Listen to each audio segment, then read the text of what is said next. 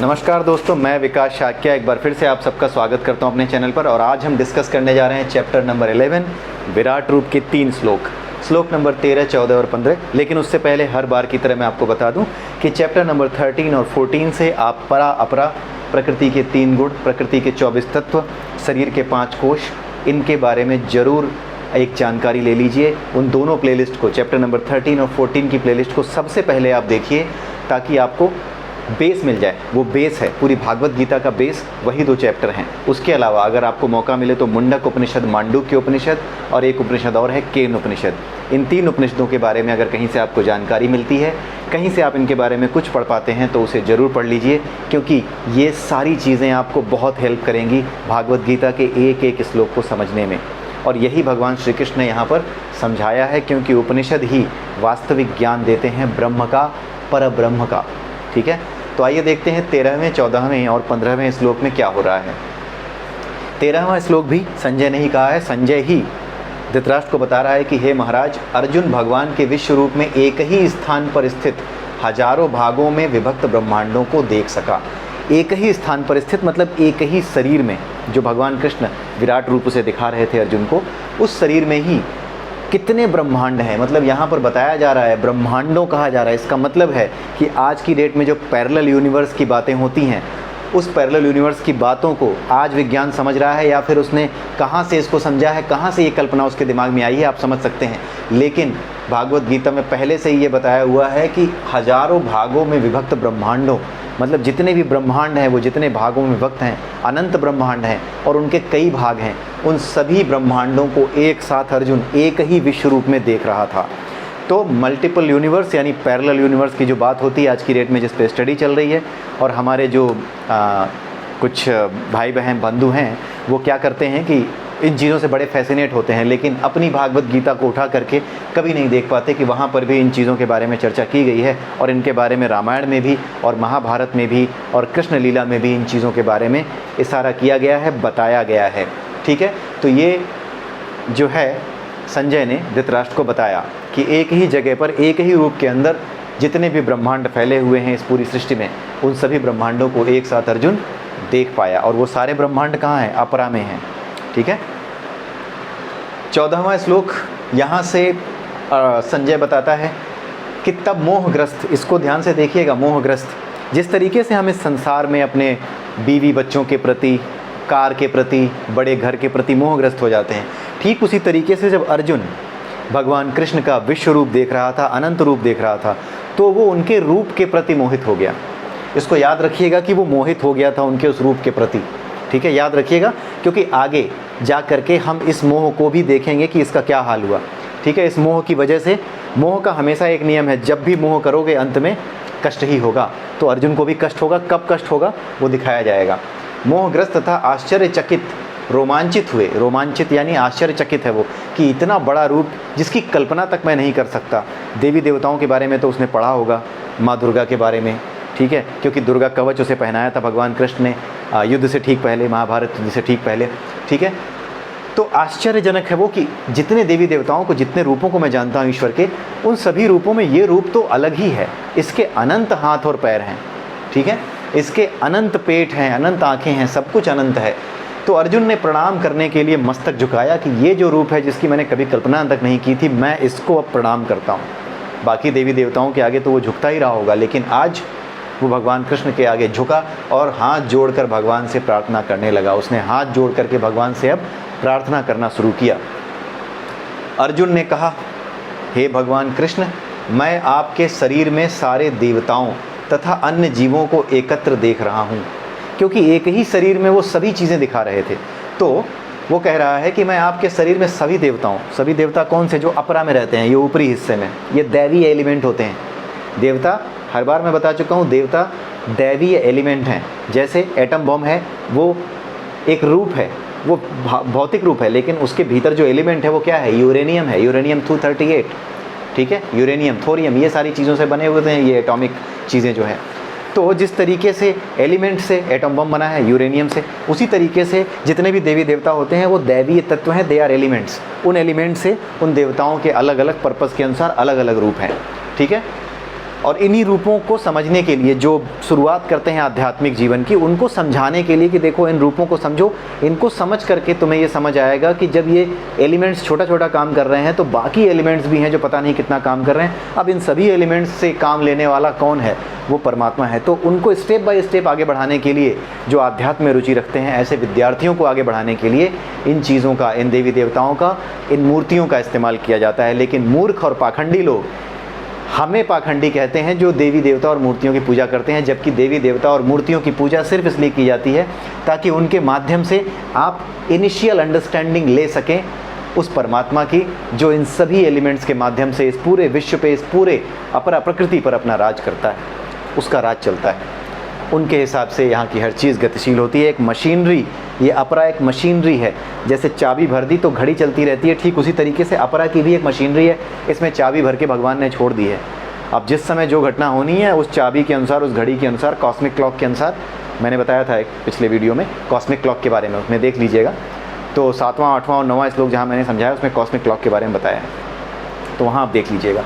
तो ये सारी चीज़ें आदमी समझ जाता है जो इन चीज़ों को जानता है, ठीक है। जो कॉस्मिक क्लॉक है, कब कौन सी चीज़ होगी, कब कौन सी घटना होगी, उन चीज़ों को समझने लगता है, ठीक है। अब यहाँ पे अर्जुन ये कह रहा है कि मैं सारे जीवों को एक साथ इकट्ठा देख रहा हूँ। सारे जीवों को मतलब सभी जीवों की योनियों को, कुत्ता, बैल, गाय, जितनी भी योनियाँ संभव हैं, भेड़, बकरी, जो उसने देखी थी वो भी, जो नहीं देखी थी वो भी, वो सब यहीं दिखाई दे रहे हैं।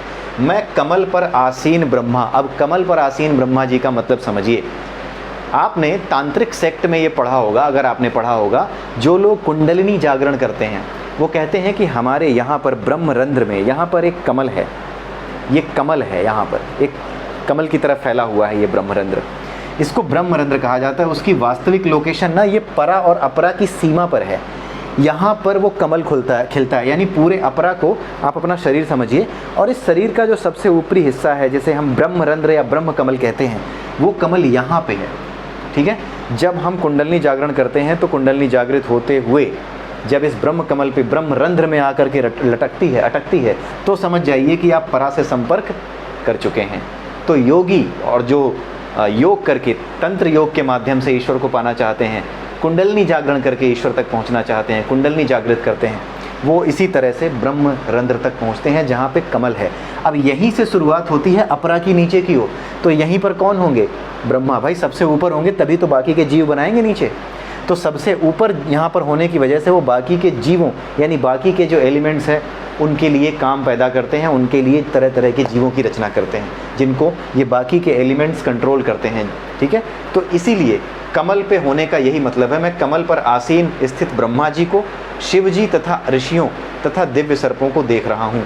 शिव जी जो शिव एलिमेंट है, भगवान शिव है, अन्य ऋषियों वो सब इसी पैरेलली में, ब्रह्मा जी के पैरेलल ही हैं, ब्रह्मा विष्णु महेश एक साथ तीनों, ठीक है, ये पैरेलल में हैं। उसके नीचे बाकी देवी देवता आते हैं, इंद्र हो गए, वायु हो गए, वरुण हो गए, ये सारे देवी देवता जितने भी एलिमेंट्स हैं उसके नीचे उन एलिमेंट्स की स्थिति है, ठीक है। तो ये जो ब्रह्मा एलिमेंट है, ब्रह्मा जिसे कहते हैं ब्रह्मा एलिमेंट, ये एलिमेंट बाकी के एलिमेंट्स को यूज़ करके तरह तरह की योनियाँ, कुत्ता, बिल्ली, भेड़, बकरी, इन सब को बनाता है। जैसे अगर कोई आदमी नास्तिक हो तो वो ये तो देख ही सकता है ना कि माँ के गर्भ में मनुष्य का बच्चा अपने आप आकार लेता है, तो कौन सा एलिमेंट है जो उस आकार को साकार कर रहा है? सिंपल सी बात है, आलोचना करना आसान है, लेकिन अपनी बुद्धि को दुर्बुद्धि ना होने देना, उसका सदुपयोग करना, अपनी बुद्धि को मेधा में यानी वास्तविक समझ में बदल लेना, ये हर किसी के बस का नहीं होता। इसीलिए आलोचना करने वाले नास्तिक कभी ये नहीं समझ पाते कि जिस तरह अपनी माँ के पेट में बच्चा आकार लेता है और वही आकार लेता है जैसा हमारा आकार है, मनुष्य का आकार है, तो ये कौन सी शक्ति है जो इसे आकार दे रही है? ठीक उसी तरीके से अगर आप नहीं भी देख सकते ईश्वर को, ब्रह्मा को नहीं भी देख सकते, तो भी आप अपने अनुभव से जानते हैं कि ये प्रकृति माँ के गर्भ में बच्चे को आकार देती है और वैसा ही आकार देती है जैसा वो जीव होता है। तो ठीक इसी तरीके से ब्रह्मा आदि जीव हैं, ये कई तरह के जीवों को आकार दे सकते हैं। तो ये जो ब्रह्मा एलिमेंट है, यही एलिमेंट कंट्रोल करता है बाकी जीवों के आकार को। और कैसे आकार होंगे? जैसी वासना है, जितने तरह की वासना इस संसार में हो सकती है, उन सभी वासनाओं के अनुसार ही शरीर बनाए गए हैं। जैसे जो खाना हम खाते हैं उससे जो विष्ठा बनती है, उससे जो पोटी बनती है, वो हमारे लिए घृणित है, लेकिन सूअर उसको खाता है, ठीक है। तो जितने तरीके के जीव जिस तरीके से इस पूरी की पूरी अपरा को रिसाइकिल कर सकते हैं, उतने तरह के जीव यहाँ निर्मित होते हैं। तो ब्रह्मा का एलिमेंट का मतलब आप समझे, ये ब्रह्मा एलिमेंट का मतलब है कि ब्रह्मा एलिमेंट ऐसे काम करता है। ऐसे नहीं कि कोई ब्रह्मा बैठे हुए हैं ओम करके बना रहे हैं, नहीं।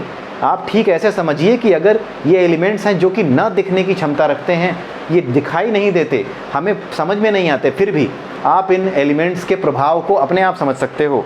क्यों? क्योंकि माँ के गर्भ में बच्चा अपने आप आकार लेता है। माँ कभी भी ऐसे नहीं करती, अच्छा 3 महीने हो गए, आज मैं इसके हाथ बनाती हूँ, ठीक है, हाथ थोड़ा सीधा करती हूँ। ऐसा कभी कोई व्यक्ति करता नहीं है। ना बाप कभी माँ का पेट फाड़ के कहता है अरे 3 महीने हो गए, लाओ इसका हाथ बना दे। कभी कोई करता है ऐसा? कभी नहीं करता है। ये कौन सी शक्ति है, ये कौन सी चीज़ है इस पूरे ब्रह्मांड में जो अपने आप आपके बच्चे को माँ के पेट में आकार दे रही है? इसे समझिए, वास्तविक मेधा जागृत कीजिए, वास्तविक दृष्टि जागृत कीजिए और बेवकूफ़ों की तरह आलोचना करना बंद कीजिए। मूर्खों की तरह संसार में, इस समाज में व्यर्थ की बातें फैलाना, जो लोग कर रहे हैं ऐसा काम, उन्हें रोकने की आवश्यकता नहीं है, लेकिन उनके विरोध में ये चीज़, विरोध में नहीं, सही चीज़, विरोध नहीं करना, सत्य बोलना, विरोध नहीं करना है। सत्य बोलने को विरोध करने का नाम नहीं दिया जा सकता। आप सत्य बोलिए, आप बताइए कि इस तरीके से समझिए। आपकी समझ ही मूर्खों वाली है, हम क्या करें? ठीक है, आपने ब्रह्मा को नहीं देखा जो सृष्टि करता है, लेकिन अपनी पत्नी को तो देखते हैं लोग ना, जिसके पेट में उनका बच्चा अपने आप आकार लेता है। क्या पिता उसके हाथ पैर बनाता है कि हाँ 3-4 महीने हो गए अब पैर बनाते हैं? ये सब प्रकृति अपने आप करती है। तो प्रकृति का कौन सा गुण, कौन सी ताकत ये कर रही है? सोच कर देखिए, उसी ताकत को ब्रह्मा कहा जाता है। आप तो एक जीव हैं, लेकिन ऐसे ही गाय, भैंस, भेड़, बकरी, कुत्ते, बिल्ली सब हैं। इन सब का निर्माण प्रकृति करती है। तो प्रकृति के इसी तत्व को जो इनका निर्माण करती है विभिन्न जीवों का, वही तत्व ब्रह्मा कहा जाता है। ठीक है, ऐसे समझिए आप। कुछ कठिन है सनातन धर्म में, कुछ नहीं है। केवल आज तक खोल करके वास्तविक दृष्टि से किसी ने देखा नहीं था। ठीक है, लेकिन अब वो समय आ गया है, घबराने की आवश्यकता नहीं है। धीरे धीरे ये समय आगे बढ़ेगा और आप देख लीजिएगा आने वाले समय में जैसे जैसे अधर्म इस संसार में बढ़ेगा, वैसे वैसे सनातन धर्म किस तरीके से अपने आप को आगे बढ़ाता है और किस तरीके से ये सनातन धर्म अधर्म के सामने बिल्कुल ऐसी ताकत बनकर खड़ा होगा जिसका मुकाबला करना किसी भी अधर्मी के लिए संभव नहीं होगा। बस कुछ दिन और इंतजार कीजिए।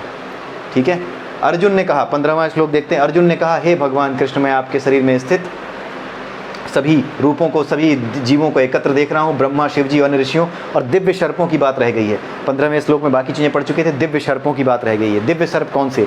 एक वासुकी सर्प है जिसका इस्तेमाल जो है उसमें किया गया था समुद्र मंथन में। एक सर्प वो है जिस पे भगवान कृष्ण, भगवान विष्णु शयन कर रहे हैं। ठीक है, जिनको क्षीरोदक्षायी विष्णु कहते हैं। एक गर्भोदक्षायी विष्णु है, एक क्षीरोदक्षायी विष्णु है। ठीक है, तो उसमें जितने भी सर्प हैं, दिव्य सर्प वो हैं, सर्प भी काल का रूप होता है। दिव्य सर्प वो हैं जो उन्हें डसता है, जो धर्म के बैलेंस को बिगाड़ने का काम करते हैं। यहाँ का सर्प, इस पृथ्वी का सर्प, जिसने पैर रख दिया उसी को डस लेगा। लेकिन जो दिव्य सर्प है ये केवल उनको डसता है जो उनका नाश करते हैं, जो धर्म के शत्रुओं को डसता है। ठीक है, तो ये वो दिव्य सर्प हैं। जो कुछ भी बैलेंस बनाने के लिए काम किया जा सकता है, वो सारे काम इन तत्वों के माध्यम से भगवान कृष्ण या जो हमारे परमात्मा है वो करते हैं। तो आज के लिए इतना ही काफ़ी है। अगले वीडियो में फिर मिलेंगे, तब तक के लिए नमस्कार।